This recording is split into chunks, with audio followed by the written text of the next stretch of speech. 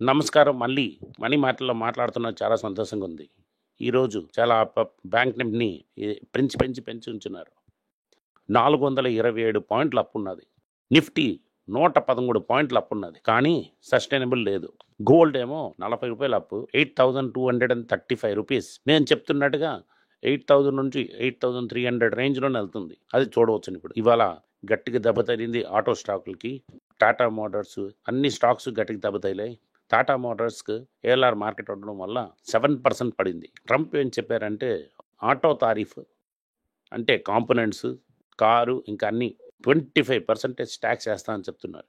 దానివల్ల నాకేమో $100 billion revenue వస్తుంది. Imported cars and auto component మీద ఏప్రిల్ 3 నుంచి 25% తారీఫ్ వస్తుంది అని చెప్పారు అతను. ఇది పెర్మనెంట్ అని చెప్పేశారు. దీనివల్ల general Motors 3%, Toyota 4%, Nissan 3%, Honda 3%, తెల్లారి 7% కొంచెం పెరిగింది.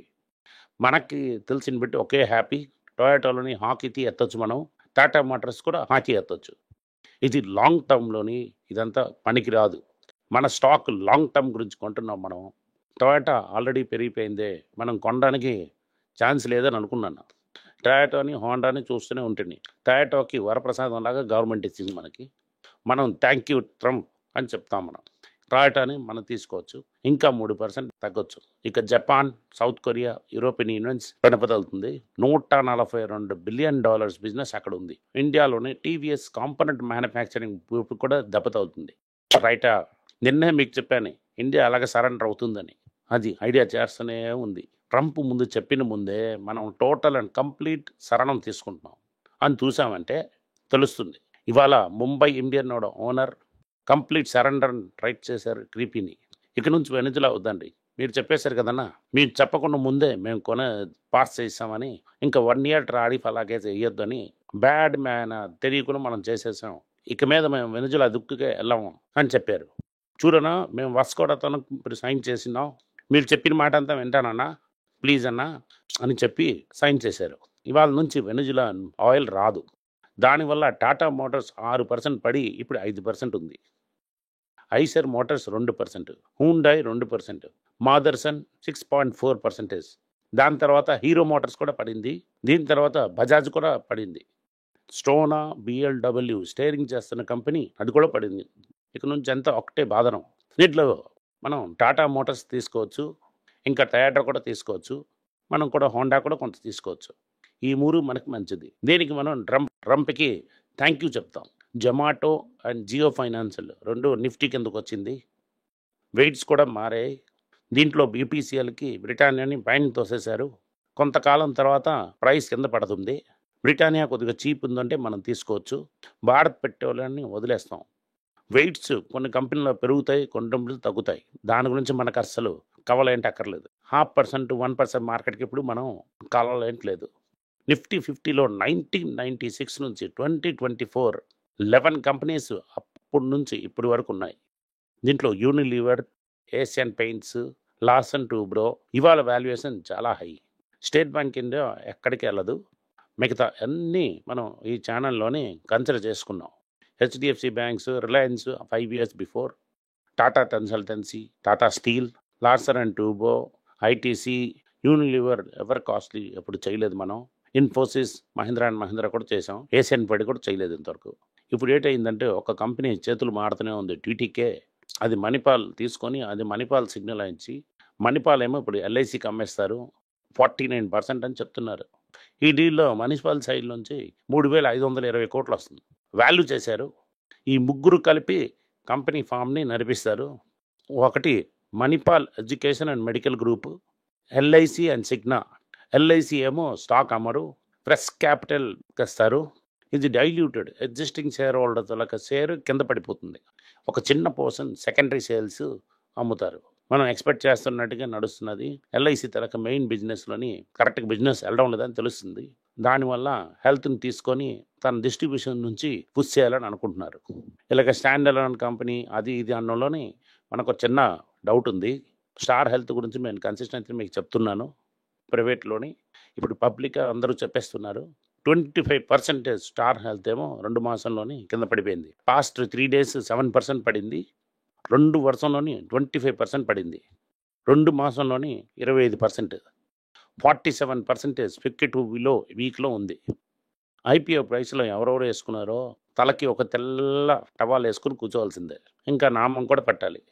ఇది ఎల్ఐసి 2 ముట్టకండి అని చెప్పాను. ₹900 ఐపీఓ, 52 వీక్స్ 647, 52 వీక్‌లోని 47%. ఇప్పుడేమో ₹352కి ట్రేడ్ అవుతుంది. నేను చూడలేదు ఇంతవరకు. ఐపీఓ ప్రైస్ నుంచి 60%. ₹1000 కొన్నానంటే ₹300కి అమ్ముతుందని అర్థం.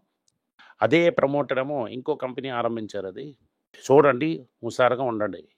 ఐఆర్‌డీ ఏం చెప్పిందంటే స్టార్ హెల్త్ ఏమో క్లెయిమ్ సెటిల్మెంట్ కరెక్ట్‌గా చేయలేదని చెప్తున్నారు. చాలా సార్లు చెప్పాను మీకెప్పుడో. దీనివల్లే ఎప్పుడు హెల్త్ ఇన్సూరెన్స్ తీసుకున్నా కూడా ఒక మనిషిని అడిగి తీసుకోండి. డబ్బులు కరెక్ట్‌గా వస్తుందో లేదనో చెక్ చేసుకోండి. తప్పుగా తీసుకొని నేను డబ్బులు కట్టాను అనుకుంటున్నారంటే మళ్ళీ కోవిడ్‌లో గానీ, ఒక తెల్ల తపాలు గానీ ఇచ్చేస్తారు. కేర్‌ఫుల్‌గా ఉండండి. విప్రోకేమో £500 బిలియన్ యూకే ఒక ఫీనిక్స్ కంపెనీతోని ఒక స్ట్రాటజిక్ డీల్ చేశారు. ఇది అవుతున్నది long term saving and retirement గ్రూప్‌లో ఒక లార్జెస్ట్ గ్రూప్ ఇది. 5,500 crores ఈ డీల్ సైన్ చేశారు. 2020 తర్వాత ఇది విప్రో ఒక లార్జెస్ట్ డీల్ ఇది. ఈ ప్రాజెక్ట్ అవుతున్నది life and pension administration reassure అనే ఒక కంపెనీతో చేస్తారు. ఎక్కువ ఫీనిక్స్ ఎంప్లాయీని విప్రోకి పంపించేస్తారు. అది విప్రో ఒక యూకే ఆపరేషన్ డెవలప్ చేస్తుంది. Additional technology and service up కింద చేస్తుంది. ఓవరాల్‌గా కాస్ట్ తగ్గుతుంది. ఇలాగ ఈ సైడ్‌లోని యూకేలో యాడ్ చేస్తున్నప్పుడు ఇన్ఫోసిస్ 70 అవర్స్ పని చేయాలని చెప్తుంది. ట్రైనీనేమో ఇంటికెళ్ళిపో అని చెప్తున్నారు. ముందు 500 పేరు వాళ్ళని తీసేశాడు.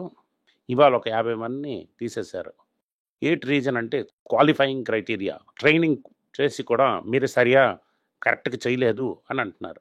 మీ అందరూ తప్పు అని చెప్పేశారు. 500 అని చెప్పారు. ఇప్పుడు అఫీషియల్లీ చెప్తుంది 350 మంది. ఇన్ఫోసిస్ తాలూకా అఫీషియల్ నెంబర్ అవుతుంది 350 ప్లస్ ఇంకొక 50 మంది పెట్టారంటే 400 మందిని 1200 మందిని 400 మందిని ఇంటికి పంపించేశారు. రియల్ రీజన్ ఏంటంటే చూశారంటే ఐటీలోనేమో హైరింగ్ ఛార్జెస్ ఉండడం వల్ల టెక్ స్పెండింగ్ కూడా తక్కువ అవడం వల్ల చాలామంది బెంచ్‌లో ఉన్నారు. దీనివల్ల మనుషులు తీసుకోవడం లేదు. ఇది ఎక్స్‌పెక్టెడ్. సెబీ ఏం చెప్పారంటే ఇండస్ఇండ్ బ్యాంక్‌లోని ఎండీ అండ్ సీఈఓ షేర్ అమ్మడాన్ని గురించి మేము ప్రొప్ చేస్తాం. 5 సీనియర్ ఆఫీషియల్స్ అది చేసున్నారు. ఆళ్ళకి potential 5 senior management people insider trading చేశారని చెప్తున్నారు. అంటే ప్రైవేట్‌లీ అవైలబుల్ ప్రైస్ సెన్సిటివ్ ఇన్ఫర్మేషన్స్‌ని మిగతా వాళ్ళకి షేర్ చేయకూడదు అని చెప్తున్నారు. దీంట్లోనేమో penalties, trading restrictions, criminal proceedings కూడా ఉంటాయి. ఎవరెవరు అమ్మారో వాళ్ళందరి మీద వస్తుంది. ఎల్ఎన్టీకి ఒక పెద్ద oil and gas core commission దొరికింది ఇప్పుడు. ఇది ఖతర్‌లో ఉంది.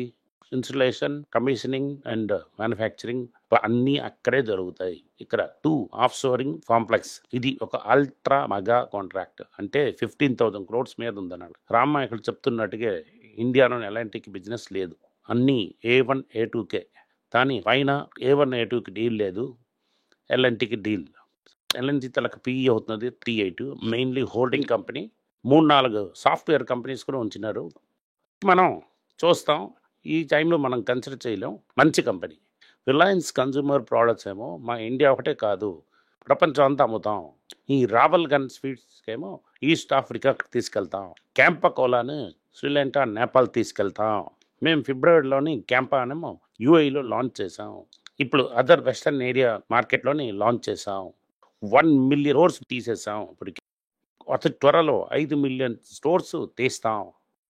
ఆర్‌సీపీఎల్ మనం ఏం చేస్తున్నాం అంటే ఓల్డ్ ఇండియన్ బ్రాంచ్‌ని మళ్ళీ తెస్తాం అని చెప్తున్నారు. అశోక్ లైలాండ్ ఏం చెప్తున్నారంటే యూకేలో 2 బ్రాంచ్‌లు ఉన్నాయి. క్లోజ్ చేయడానికి ఛాన్సెస్ ఉంది. దానివల్ల యూకే తలక బస్ ప్లాంట్‌ని తాళం వేయడానికి ఛాన్సెస్ ఉంది అని చెప్తున్నారు. ఎంప్లాయీని కన్సల్ట్ చేస్తూనే ఉన్నారు. ఇది అవుతున్నది 0.6% ఆఫ్ అశోక్ లైలాండ్‌కి టోటల్ సేల్స్.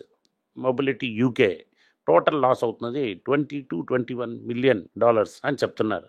లాస్ట్ ఇయర్ 26 నుండి 27 మిలియన్ పౌండ్స్ లాస్ చేశారు. ఇక మీద అడిషనల్ ఫండింగ్ ఇవ్వబడదు. ఒక ప్లాంట్ కానీ క్లోజ్ చేసామంటే యూకే ఏమో ప్రాఫిటబుల్ అవుతుంది. ఈ క్లోజ్ అయినా కూడా స్విచ్ వీక్లోని ఇంకా బిజినెస్ చేస్తూనే ఉంటాం అని చెప్తున్నారు. మారుతి థర్డ్ ప్లాంట్ తీస్తున్నారు హర్యానాలోని. ఈ ప్లాంట్ ఏమో 2.5 lakhs బండి చేస్తాయి. ఈ మూడో ప్లాంట్ కన్సిడర్ చేసి, అలాగే గుజరాత్లో ఉన్న ప్లాంట్ని కన్సిడర్ చేశారంటే పర్ ఇయర్ 1 million వెహికల్స్ చేయొచ్చు. ఈ హర్యానా ఒకటి మాత్రం 7.5 lakh బండి చేసి అమ్ముతారు అని చెప్తున్నారు.